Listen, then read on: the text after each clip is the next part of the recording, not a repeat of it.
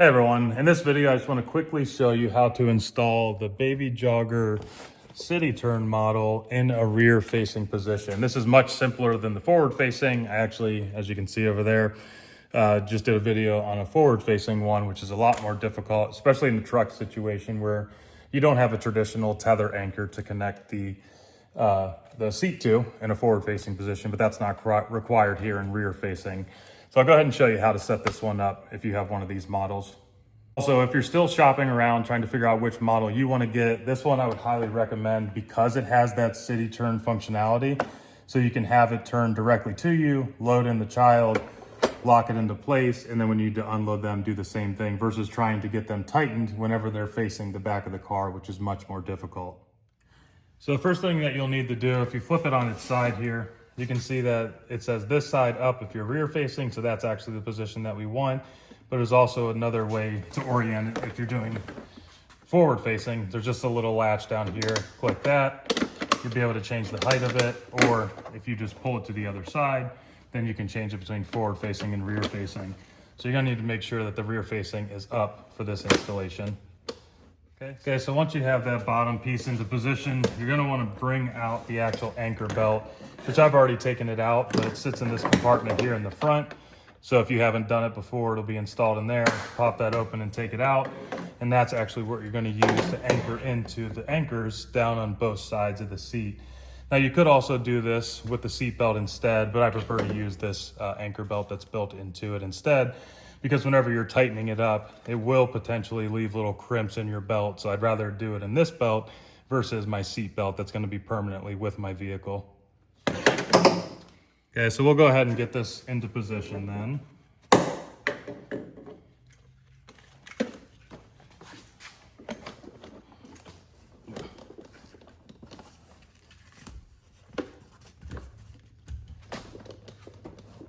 And then something you need to pay attention to as well for safety is to make sure that this bubble here is sitting in between both of these blue lines.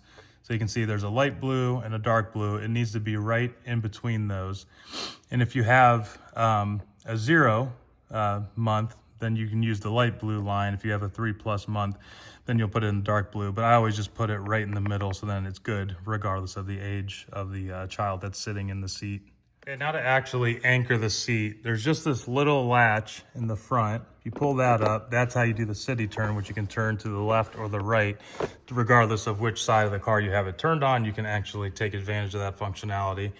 So just turn that to the side, either direction's okay, and then you'll see this RapidLock right here. If you push down on that, this is the belt path that you need to go through for rear facing, and it's nice and color coded there. Blue and blue, so it lets you know exactly what position the base unit needs to be in, as well as the belt loop. Then we'll grab that anchor belt that we just took out of the front compartment, slide it through that belt path, and then your vehicle, just like every vehicle, must have these car seat anchors built into it.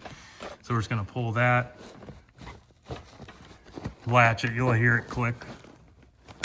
Okay, once you hear that audible click, you know you're good. And then we got to do the other side over here as well. Try to get you in there, but this one's a little bit more difficult to see. But it's the exact same thing on this side. So you'll find that anchor.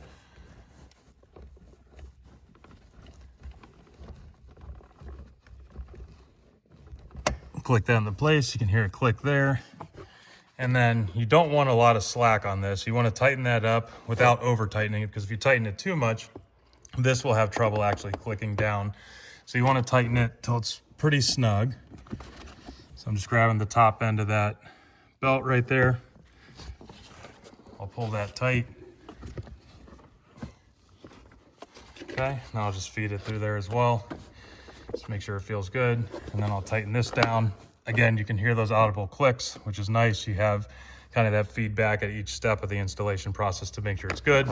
Just give it a firm shake. It really shouldn't move more than an inch in any direction where it's actually tightened, but you can always tighten that a little bit more or loosen it if needed. Then you just snap that back into place. And then whenever you're ready to load your child into the car, just lift that latch there, turn them towards you, buckle them in. You have the headrest adjustment here, depending on the age of the child. I want to make sure that's set to the appropriate position.